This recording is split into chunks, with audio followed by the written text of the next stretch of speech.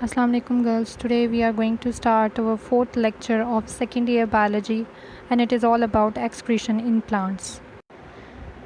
ये आपकी बुक का पेज नंबर 6 है जो मैंने यहाँ पर स्क्रीनशॉट लिया हुआ है. आज हम इसी के बारे में पढ़ेंगे.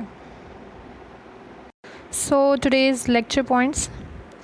We will discuss what is excretion, why it is necessary, then excretion in plants, nature of excretory products, and the processes which are involved in excretion, parts which are involved in excretion, and then lastly we will go through some questions. So what is excretion? The removal of wasteful metabolites, especially nitrogenous waste, from the body. Basically excretion है क्या? किसी चीज़ का अखराज. अब हमेशा उसी चीज़ को बाहर निकाला जाता है जिसकी ज़रूरत ना हो, जो वेस्ट समझी जाए. तो बेसिकली तमाम लिविंग ऑर्गेनिज़म, चाहे वो प्लांट है, एनिमल है, ह्यूमन बींग्स हैं, हर एक की बॉडी में मेटाबॉलिक रिएक्शंस हो रहे हैं. और वो मेटाबॉलिक रिएक्शंस जहाँ पे उनको मेन प्रोडक्ट ला कर दे रहे हैं, जैसे अगर मेटाबॉलिज्म में एनर्जी प्रोड्यूस हो रही है और वो उनके सर्वाइवल को बरकरार रख रही है, इसके साथ साथ एनर्जी के साथ साथ ऐसे प्रोडक्ट्स भी प्रोड्यूस हो जाते हैं जिनको बाय प्रोडक्ट्स का नाम दिया जाता है.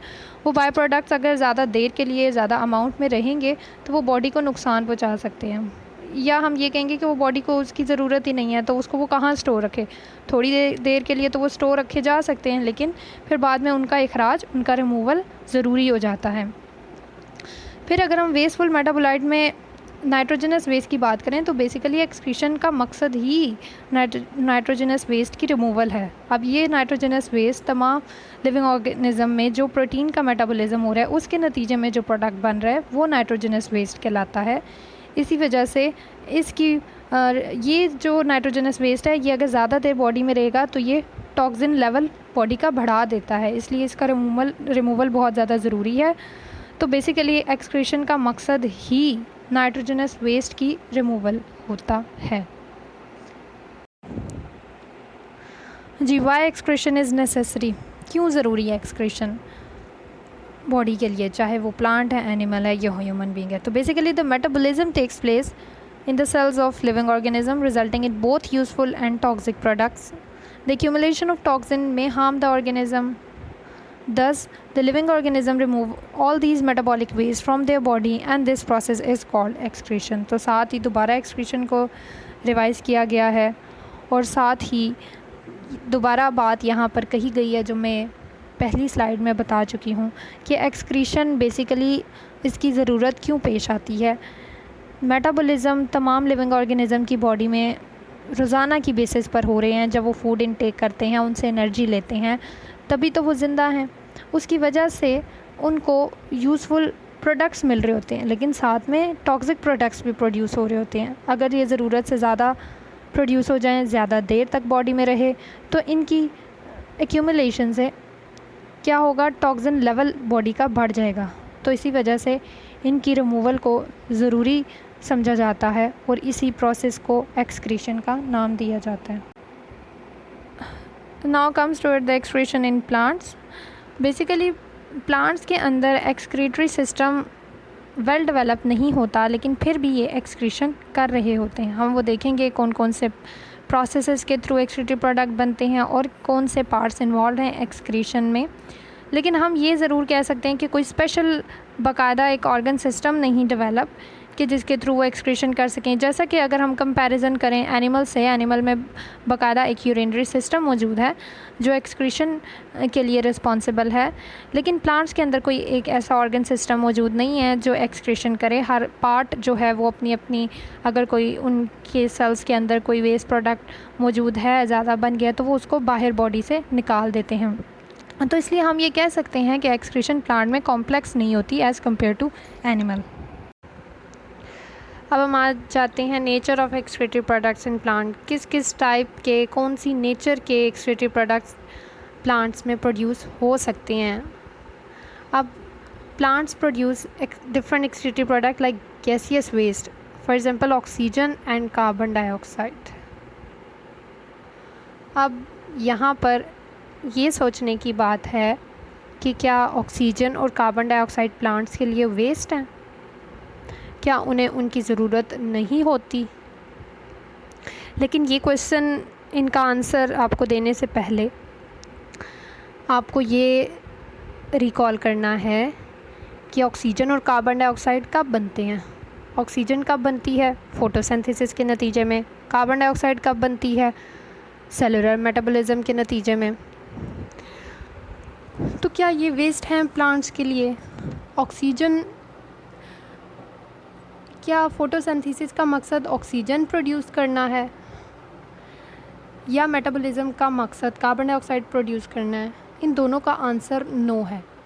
ना फोटोसिंथेसिस का मकसद ऑक्सीजन प्रोड्यूस करना है, ना सेलुलर मेटाबॉलिज्म का मकसद कार्बन डाइऑक्साइड प्रोड्यूस करना है। तो इसका क्या मतलब हुआ? ऑक्सीजन और कार्बन डाइऑक्साइड ये बाय प्रोडक्ट हैं अपने अपने प्रोसेसेस के। फोटोसिंथेसिस का क्या मकसद है? जैसा कि फर्स्ट ईयर में आप लोग पढ़ के आए हैं, ग्लूकोज बनाना, ठीक है। और सेलुलर मेटाबॉलिज्म का क्या मकसद है? मतलब जो वो रेस्पिरेशन कर रहे हैं उसको सेलुलर मेटाबॉलिज्म भी हम कह सकते हैं। Plants do respire. उसके नतीजे में उसका मकसद क्या है? उसके नतीजे में जो एनर्जी बनती है वो प्लांट्स को चाहिए। तो कार्बन डाइऑक्साइड तो बाय प्रोडक्ट हुआ। तो इसका मतलब ये है कि जो चीज़ एक्स्ट्रा बन गई वो प्लांट्स को ज़रूरत नहीं है, ठीक है। They also produce water as excretive product. जैसा कि आपको मालूम है फोटोसिंथेसिस में भी वाटर बनता है, सेलुलर मेटाबॉलिज्म या रेस्पिरेशन के नतीजे में भी वाटर बनता है। तो दोनों केसेस में वाटर जो है वो बाय प्रोडक्ट है, इसलिए वो एक्सक्रीटरी इन नेचर है, ठीक है। Next, they also produce organic and inorganic compounds like latex, oils, gums and resins which are stored in stem, leaves, bark and excreted out as waste product. ये अब हम next slide में मैं आपको इनकी पिक्चर्स दिखाऊंगी कि ये किस टाइप के ये प्रोडक्ट हैं। इनमें कुछ ऑर्गेनिक हैं, इनऑर्गेनिक हैं। ये स्टेम्स में बनते हैं, लीव्स में बनते हैं, बार्क में, और ये बाहर प्लांट की बॉडी से निकाल दिए जाते हैं आफ्टर स्टोरेज। इसी तरह नाइट्रोजनस वेस्ट भी प्लांट के अंदर प्रोड्यूस होते हैं। नेक्स्ट आपको एक ये पिक्चर नज़र आ रही है, इसमें 4 पिक्चर्स हैं।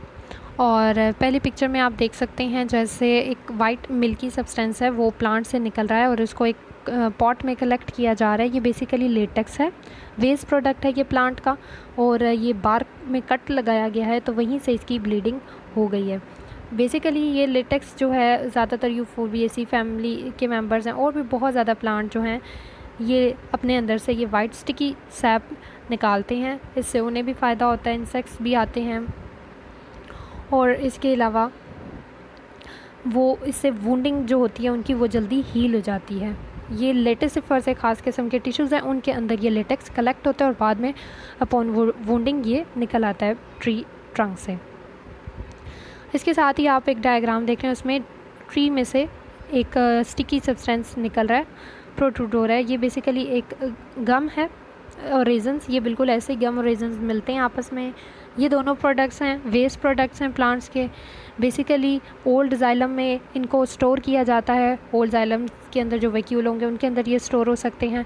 ख़ास किस्म की डक्ट्स होती हैं जिनके थ्रू ये बाहर निकलते हैं, और इनको यूज़ किया जाता है इंडस्ट्री में, कॉस्मेटिक इंडस्ट्री में, इवन के फूड इंडस्ट्रीज़ में जेल्स वगैरह इनसे बनाए जाते हैं। तो इस तरह ये एक वेस्ट प्रोडक्ट है जिसको यूज़ भी किया जा सकता है। इसके बाद आपको एक नीचे डायग्राम नज़र आ रही है, उसमें लीफ के ऊपर आपको कुछ ज़रें, ये बेसिकली गर्ल्स सॉल्ट है, ठीक है। और ये कुछ ऐसे ख़ास ट्रीज़ जो ऐसे एक्वेटिक ट्रीज़ होते हैं, एक्वेटिक प्लांट्स हैं, मैनग्रोव्स वगैरह के जो साहिली इलाकों पर रहते हैं, वहाँ पर सॉल्ट बहुत ज़्यादा होता है पानी में। तो उन्होंने क्या करना है, उस सॉल्ट को कभी कभी वो लीफ में स्टोर कर लेते हैं, और अपने ख़ास ग्लैंड्स होते हैं उनके लीव्स में जिनसे ये सॉल्ट बाहर निकलता है। अगर आप इन सॉल्ट को देखेंगे तो ये सॉल्ट तो ये जो ज़र्रे हैं ये सॉल्टी होते हैं। दैट मीन्स कि वो अपने अंदर से एक्सेस सॉल्ट को बाहर निकाल रहे हैं। कभी कभी वो बार्क में स्टोर कर लेते हैं, फिर बार्क को शेड कर दिया जाता है। इसी तरह लीव्स भी जब शेड ऑफ होते हैं तो साथ ही ये सॉल्ट भी निकल जाते हैं। आपको साथ में एक और लीफ नज़र आ रहा है, इसके ऊपर वाटर ड्रॉपलेट्स हैं। तो ये बेसिकली हाइड्रोथोड से वाटर जब ज़रूरत से ज़्यादा हो जाता है तो वो भी एक्सेस अमाउंट में बाहर निकल आता है। नेक्स्ट इस प्रोसेस इन्वॉल्व इन एक्सक्रीशन। तो ये इसका जिक्र पहले भी हो चुका है, दोबारा आप डिटेल में इसे देखें कौन कौन से प्रोसेसेस हैं जो एक्सक्रीशन में इन्वॉल्व हैं। फोटोसिंथेसिस है जिसमें excess oxygen and water is excreted out. अब यहाँ पर गर्ल्स एक वर्ड का इजाफा किया गया और वो है एक्सेस। तो यहाँ पर अगर एक्सेस नहीं डाली जाएगी तो ये थोड़ा गलत हो जाएगा। एक्सेस का वर्ड डाला इसलिए गया है क्योंकि ऑक्सीजन प्लांट को भी ज़रूरत है। अगर आप याद करें कि सेलुलर रेस्पिरेशन के नतीजे, सेलुलर रेस्पिरेशन होता कैसे है, उसके लिए क्या कंपोनेंट्स हैं, उसमें ऑक्सीजन के ज़रिए ग्लूकोज को ब्रेक किया जाता है। तो इसका मतलब ये हुआ कि प्लांट्स को भी ऑक्सीजन चाहिए। तो जो एक्स्ट्रा ऑक्सीजन है, जो एक्सेस ऑक्सीजन है, सिर्फ उसे बाहर निकाला जाएगा। इसी वजह से तब ही हम इसे कहेंगे कि ये एक वेस्ट प्रोडक्ट है, एक्सेस ऑक्सीजन को। ठीक है, आधी ऑक्सीजन यूज़ होगी, बाकी जो बची वो बाहर निकाल दी। इसी तरह वाटर जो यूज़ हो गया, जो बाकी बचा उसे बाहर निकाल दिया। सेलुलर रेस्पिरेशन में एक्सेस कार्बन डाइऑक्साइड, अब यहाँ पर भी एक्सेस क्यों है? क्योंकि कार्बन डाइऑक्साइड प्लांट को भी ज़रूरत है। क्यों? क्योंकि फोटोसिंथेसिस में कार्बन डाइऑक्साइड वाटर के साथ मिलकर ही ग्लूकोज बनाता है। तो इसका मतलब ये हुआ कि प्लांट को कार्बन डाइऑक्साइड ज़रूरत है, लेकिन एक्सेस अमाउंट में अगर होगी तो उसको बाहर निकाल दिया जाएगा बॉडी से। वाटर भी एक्सेस होगा तो उसे वाटर स्टोमेटा के थ्रू बाहर निकाल दिया जाएगा। ट्रांसपिरेशन वो प्रोसेस है जिसमें एक्सेस वाटर को पोर्स के ज़रिए बाहर निकाला जाता है। जैसे हमने हाइड्रोफाइट्स में देखा कि उनके जो लीव्स हैं उनके ऊपर बहुत ज़्यादा स्टोमेटा होते हैं। क्यों इतने ज़्यादा होते हैं? ताकि एक्सेस वाटर को ज़्यादा से ज़्यादा बाहर निकाला जा सके। उसके बाद अदर मेटाबॉलिक रिएक्शंस भी बॉडी के अंदर हो रही हैं जिसके नतीजे में बाय प्रोडक्ट्स बन रहे हैं, जैसे मैंने आपको बताया लेटेक्स, रेजिन्स, गम्स वगैरह। तो ये मेटाबॉलिक रिएक्शंस के नतीजे में भी बाय प्रोडक्ट बनते हैं जिनको पहले स्टोर किया जाता है और फिर स्टोर होने के बाद में उन्हें खारिज कर दिया जाता है बॉडी से। So now we are going to study parts involved in excretion। इसमें हम देखेंगे सेलुलर लेवल पर कौन से पार्ट्स इन्वॉल्व है, ऑर्गन लेवल पर कौन से पार्ट्स इन्वॉल्व हैं जो वेस्ट प्रोडक्ट को एक्सक्रीट आउट करेंगे प्लांट की बॉडी से। तो अगर हम गैसेस की बात करें तो गैसेस के लिए एक्सक्रीशन का क्या पाथवे है? स्टोमेटा, अगर लीव्स की बात की जाए, स्टेम की बात की जाए, और अगर हम वुडी ट्रंक्स की बात की जाए तो उनके अंदर लेंटिसल्स मौजूद होते हैं जिनके ज़रिए गैसेस लाइक अगर कार्बन डाइऑक्साइड है या ऑक्सीजन है तो वो निकल जाएगी। ठीक, अगर फिर हम सेलुलर लेवल पर आते हैं और सेलुलर लेवल से हम ऑर्गेनल लेवल पर हम आ जाते हैं तो इसमें वैक्यूल्स हैं। वो बेसिकली आपने पढ़ा होगा ऑर्गेनल्स के चैप्टर में। वैक्यूल्स बेसिकली है सिंगल सेल मेम्ब्रेन ऑर्गेनल्स और structures which store useful as well as wasteful substances like salt etcetera. कोई भी अगर वेस्ट सब्सटेंस होगा, सॉल्ट एक्सेसिव अमाउंट में है तो सॉल्ट जो वैक्यूल हैं वो अपने अंदर एक्सेस सॉल्ट को स्टोर कर देते हैं और बाद में उसको वो बॉडी से एक्सक्रीट आउट भी कर देते हैं। लीव्स प्रोमिनेंट ऑर्गन हैं, ये बेसिकली लीव्स ऑर्गन हैं और इनको एक्सक्रीटोफोर कहा जाता है। आगे हम इससे रिलेटेड क्वेश्चन भी इनका देखेंगे। तो लीव्स बहुत इम्पॉर्टेंट हैं क्योंकि आसानी से प्लांट्स लीव्स को शेड ऑफ भी कर देते हैं।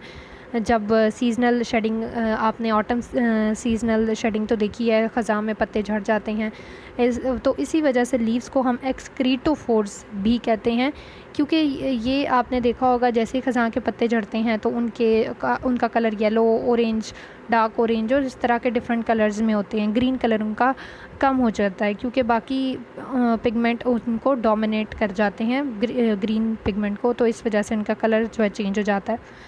इसके साथ साथ इनके अंदर हैवी मेटल्स भी स्टोर हो जाते हैं और वो ज़्यादा अगर देर तक रहें तो वो टॉक्सिक होते हैं। तो प्लांट्स उस वेस्ट से कैसे छुटकारा पाते हैं? लीव्स को ही वो गिरा देते हैं। तो इसलिए लीव्स प्रोमिनेंट ऑर्गन है, इसी वजह से उन्हें एक्सक्रीटोफोर का नाम दिया जाता है। ब्लूबेल एक छोटा सा पौधा है, आगे डायग्राम में आपको मैं दिखाऊंगी। तो इसकी स्टॉक जो है वो जब उसकी डेथ हो जाती है तो उसके बाद उसने जो स्टोर किया होता है बल्ब के अंदर, नीचे बल्ब, जैसे प्याज है, एक बल्ब है, ठीक है, वो स्टोर कर रहा है अपने अंदर फूड।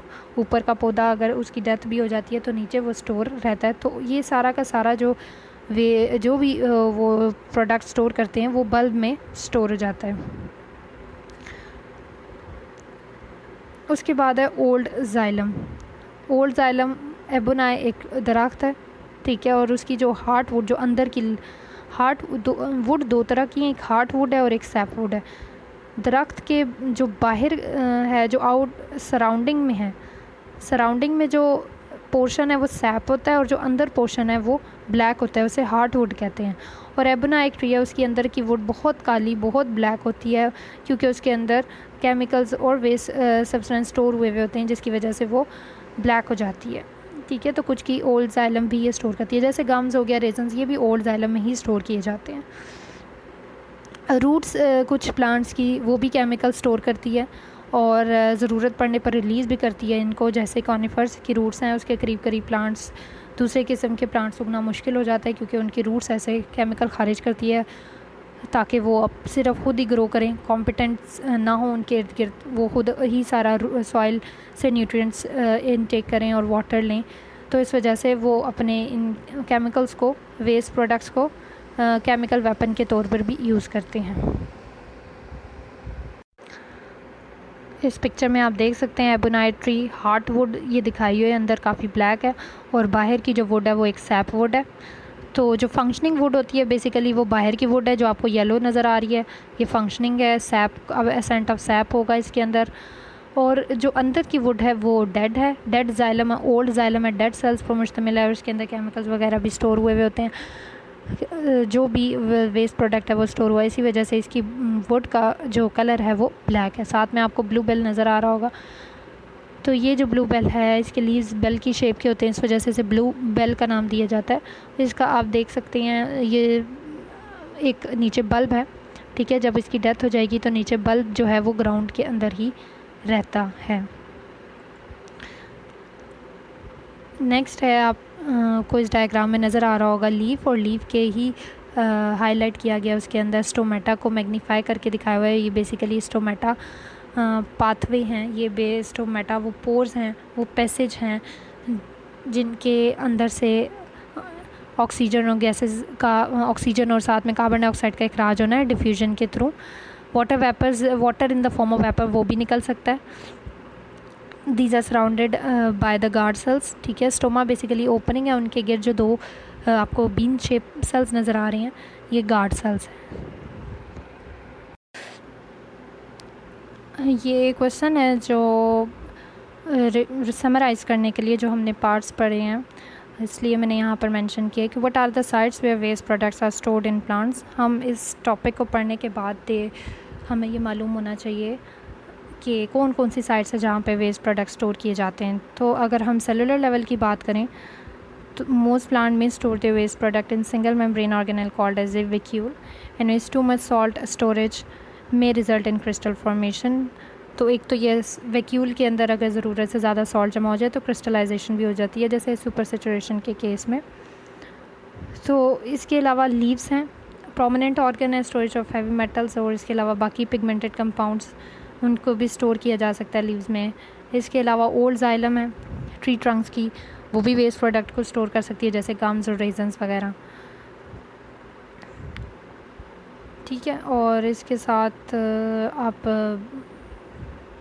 रूट्स को भी मेंशन कर सकते हैं, लेकिन अगर कोई आपसे क्वेश्चन आ सकता है टू मेजर साइट्स बताएं, मेन साइट्स, तो उसका आंसर इसी में से बन जाएगा। जस्ट मैंने आपको ये वैसे ही क्वेश्चन जस्ट यहाँ पे मेंशन कर दिया है ताकि आपको एटलीस्ट ये पता हो कि अगर आपसे पूछे कहाँ कहाँ पर, तो आप उसको एक पूरा जो आपने टॉपिक पढ़ा है, आप पार्ट्स इन्वॉल्व इन एक्सक्रीशन, वहाँ से भी कुछ लेकर मटेरियल इसमें डाल सकते हैं, रूट्स भी बीच में शामिल कर सकते हैं, बल्ब्स भी शामिल कर सकते हैं, ठीक है। नेक्स्ट इज़ द क्वेश्चन, ये आपके पेपर में भी आ जाता है अक्सर, इसी के साथ नेक्स्ट क्वेश्चन है वो भी आ सकता है, ये दोनों ऑल्टरनेट हैं। Why autumn leaves are useful for gardeners. ये कुछ आपके इस टॉपिक का जो कुछ पॉइंट्स हैं वो कवर वहाँ पर पहली स्लाइड्स में नहीं हो सके, तो मैंने उनका ये क्वेश्चन बना दिया, आप इसे याद भी कर सकते हैं। तो बेसिकली गर्ल्स आप को यहाँ पर एक इंटरेस्टिंग बात बताई जा रही है कि जो गार्डनर्स होते हैं वो क्या करते हैं, जो पतझड़ ख़ज़ां के जो पत्ते होते हैं वो जब गिर जाते हैं वो उनको इकट्ठा करके ज़मीन में दबा देते हैं, जहाँ पर उन्होंने अपने कोई नए प्लांट्स लगाए होते हैं, क्यारियों वगैरह में दबा देते हैं। तो इसका पर्पस क्या होता है, बेसिकली ये जब इनके अंदर वो हैवी मेटल्स, न्यूट्रिएंट्स वगैरह होते हैं और वो बहुत अच्छी खाद बनाते हैं, ठीक है, सॉइल के अंदर मिल के वो वापस दोबारा सॉइल में चले जाते हैं और इस तरह प्लांट्स जो नए उग रहे होते हैं वो न्यूट्रिएंट्स ले लेते हैं, ठीक है। तो अब इसमें ये क्वेश्चन तो अराइज़ नहीं हो सकता है कि ये ऑलरेडी टॉक्सिक थे और सॉइल में डाला तो उसकी टॉक्सिसिटी बढ़ गई और प्लांट्स क्यों उन्हें लेंगे, ऐसा नहीं है। ये जो न्यूट्रिएंट्स होते हैं ये सॉइल में हल हो जाते हैं, ठीक है, और जो प्लांट उगेगा वो अपनी अपनी मुनासबत से उतना ही इनटेक कर लेगा इन न्यूट्रिएंट्स का। तो autumn leaves have stored pigments, compound and various chemicals which can replenish the nutrient deficiency of soil। अगर कोई भी सॉइल के अंदर किसी भी न्यूट्रिएंट की कमी है तो उसको पूरा कर दिया जाता है। Gardeners dump fallen off yellow leaf litter in their garden to improve the growth of the plant। जो भी ख़ज़ां के पत्ते किसी भी दरख्त में गिराए हुए होते हैं अपने येलो ऑरेंज टाइप के लीव्स, तो उनको इकट्ठा करके ज़मीन में दबा देते हैं गार्डनर्स, ताकि वो उनकी जो क्रॉप है या जो वो अपनी प्लांट्स उगा रहे हैं वो अच्छे हो जाए। नेक्स्ट है, ये लास्ट क्वेश्चन है और ये बहुत इंपॉर्टेंट है, अक्सर पूछा भी जाता है इस टॉपिक से। Very important question. Why leaves are said to be called as excretophores. क्यों उन्हें कहा जाता है लीव्स को? So the leaves are said to be called as excretophores because they act as a prominent excretory organ of plant. They store various toxic heavy metals and pigmented compound. As they start turning yellow, plant get rid of this toxic waste by shedding off their leaves in autumn season। ठीक है, तो ये जिक्र पहले भी हो चुका है। क्यों लीव्स को एक्सक्रीटोफोर कहा जाता है? क्योंकि प्लांट इनके अंदर वो टॉक्सिक हैवी मेटल्स और पिगमेंटेड कंपाउंड स्टोर करते जाते हैं। जैसे जैसा उनका कलर चेंज होता जाता है, ये पिगमेंटेड कंपाउंड जो है डोमिनेट करने लगते हैं, इनके साथ हैवी मेटल्स भी लीव्स के अंदर स्टोर होते जाते हैं। तो अब ये अगर ज़्यादा अमाउंट में होंगे तो टॉक्सिसिटी फैलाएंगे, तो इस वजह से प्लांट्स जो हैं वो उनको शेड कर देते हैं, गिरा देते हैं, और इस तरह वो वेस्ट प्रोडक्ट से छुटकारा हासिल कर लेते हैं। एक्सक्रीशन इन प्लांट्स, ये होल टॉपिक लॉन्ग क्वेश्चन के तौर पर भी आ सकता है और इसमें से शॉर्ट क्वेश्चन भी बन सकते हैं। जो कुछ क्वेश्चंस तो हैं वो मैंने यहाँ पे मेंशन कर दिए हैं। इसके अलावा भी अगर आपके माइंड में कोई क्वेश्चन आता है तो वो ज़रूर आप बना सकते हैं, लेकिन ओवरऑल ये लॉन्ग क्वेश्चन के तौर पर आता है। और शॉर्ट क्वेश्चन जो मैंने आपको बना दिए हैं वो अक्सर, जिसमें why leaves are said to be called as excretophores, इस तरह ये क्वेश्चन भी आ जाता है, अक्सर आ जाता है। अगर लॉन्ग क्वेश्चन आ जाता है तो आपने उसमें हेडिंग्स दे देनी है, कौन से पार्ट्स इन्वॉल्व हैं, कौन से प्रोसेसेस इन्वॉल्व हैं, एक्सक्रीशन क्या है प्लांट में, एक्सक्रीशन क्यों ज़रूरी है। मतलब स्टार्ट से आप ले लेंगे एक्सक्रीशन क्या है प्लांट में, क्यों ज़रूरी है, फिर कौन कौन से पार्ट्स इन्वॉल्व हैं, प्रोसेसेस इन्वॉल्व हैं। आप बेशक वो इन स्लाइड से भी ले सकते हैं, ठीक है। तो इस तरह आपका एक लॉन्ग क्वेश्चन भी कवर हो जाएगा। Thank you.